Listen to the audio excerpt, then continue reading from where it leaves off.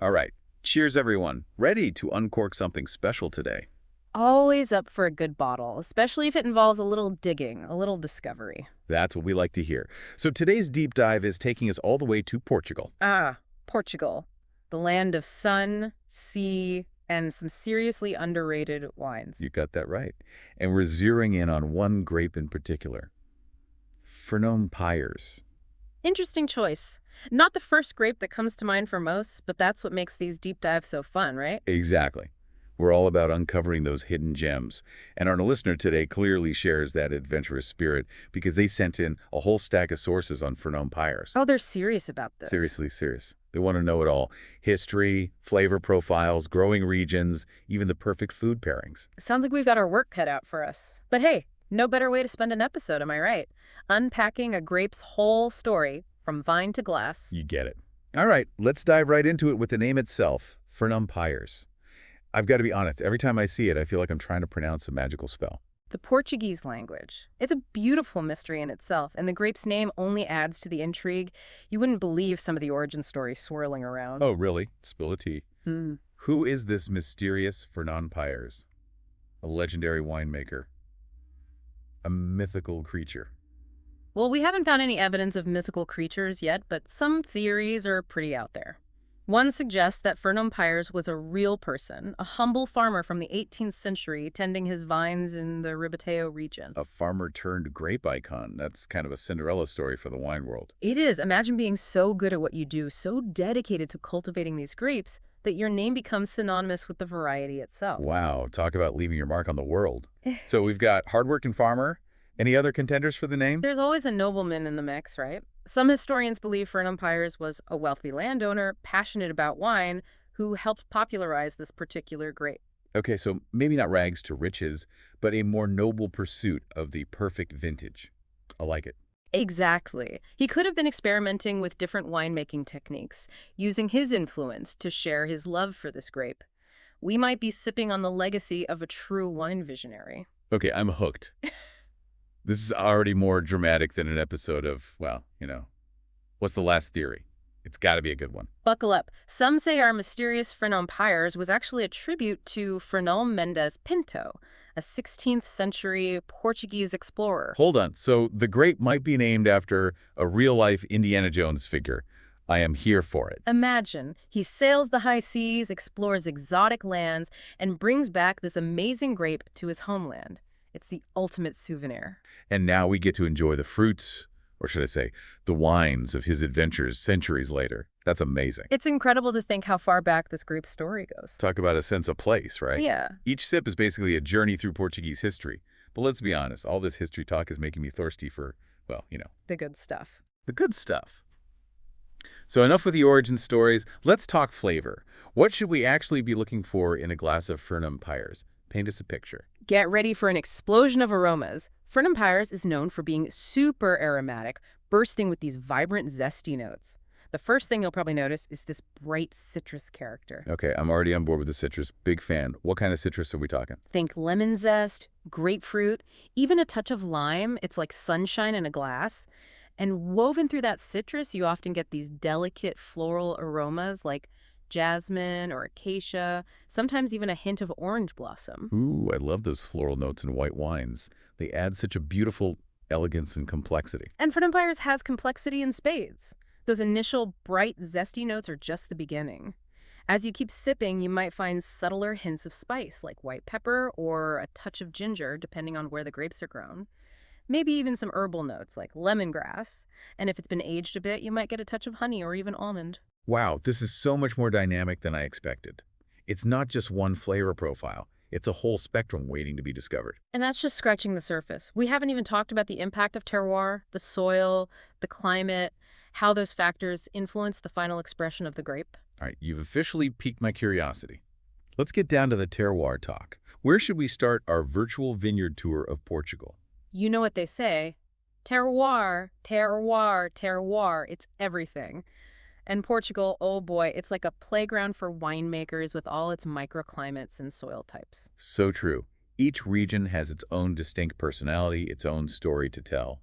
So where are we off to first on our Fernão Pires adventure? What's the first stop on our itinerary?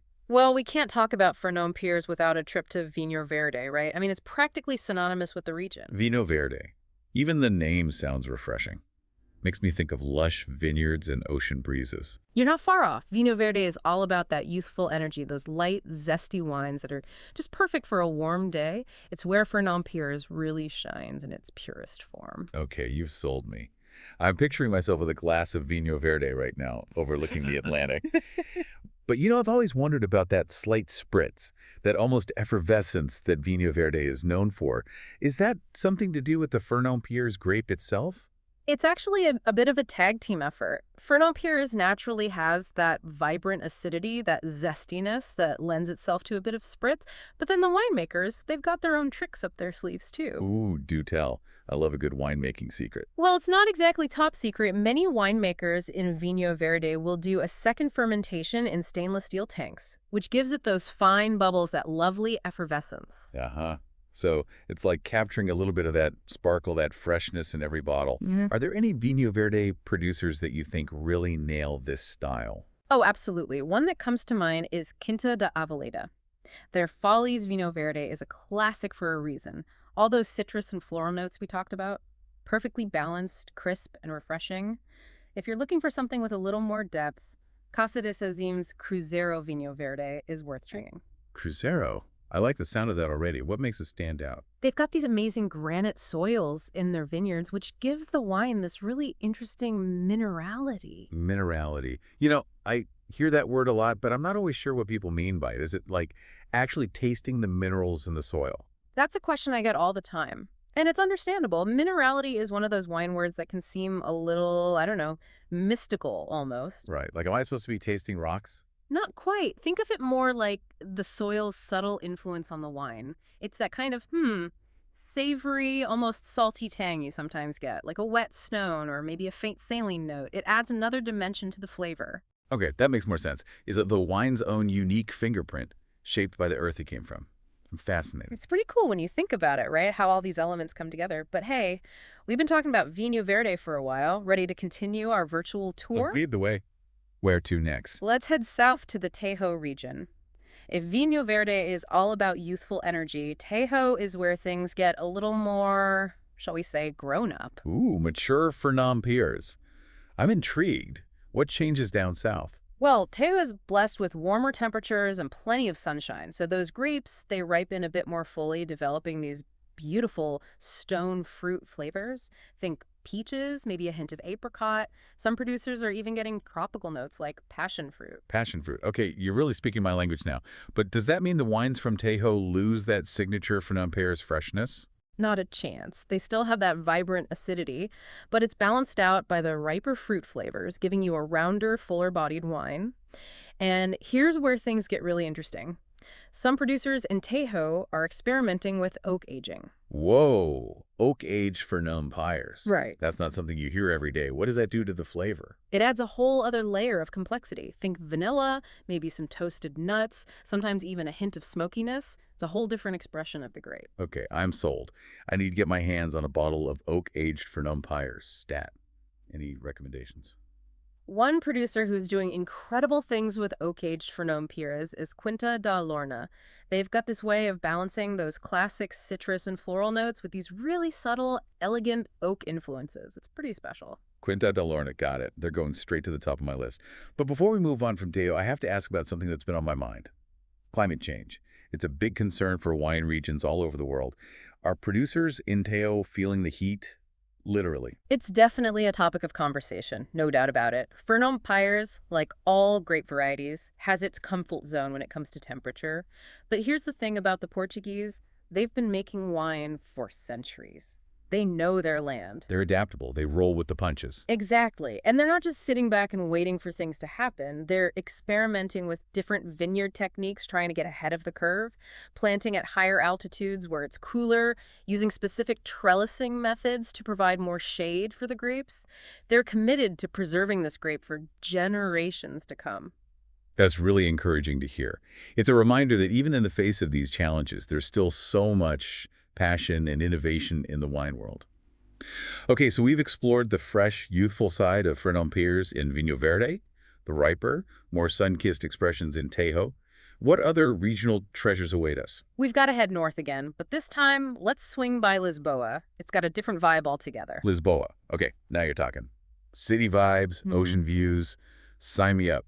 What's different about Fernão Pires in Lisboa? Lisboa's got this cool Atlantic influence, a little bit of a maritime climate. The soils are all over the place, too, limestone, clay, you name it. All that complexity translates into the wines. So we're talking, what, elegance?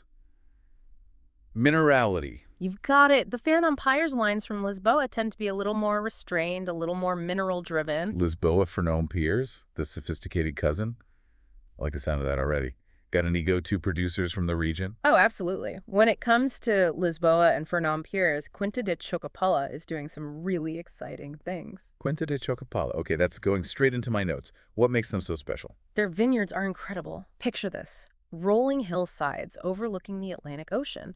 The wines they're producing, well, they just capture that essence of place. You get that beautiful minerality we were talking about, but there's also this intriguing salinity that sets them apart. Hold on, salinity. Like salty. I'm not sure I've ever heard that used to describe a wine before. I know, right? It's not your everyday tasting note. But trust me, it works. Because the vineyards are so close to the coast, those ocean breezes, they carry these tiny droplets of salt water inland, and it actually interacts with the grapes, with the soil. It's subtle, but it adds this really unique savory quality to the vine. So it's like tasting the ocean in a glass. That's wild. It really is. It just goes to show you terroir is everything. You got that right. Speaking of terroir, we can't forget about Beirada, Yeah. the region where our friend Fernão Pires goes undercover as Maria Gomes. Ah, yes, Maria Gomes, Fernão Pires' alter ego. Don't let the name change fool you, though. It's the same grape, just with a slightly different personality. The chameleon grape. This just keeps getting more and more intriguing. So what's Maria's story?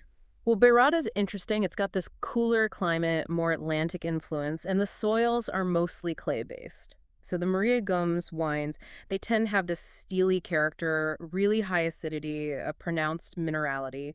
They're built for food. Okay, now we're talking. You say built for food. Give me some pairings. I need specifics. All right. I can tell you're hungry. Let's start with the obvious. Fernão Pires, with all that acidity and aromatic complexity, it's a no-brainer with seafood.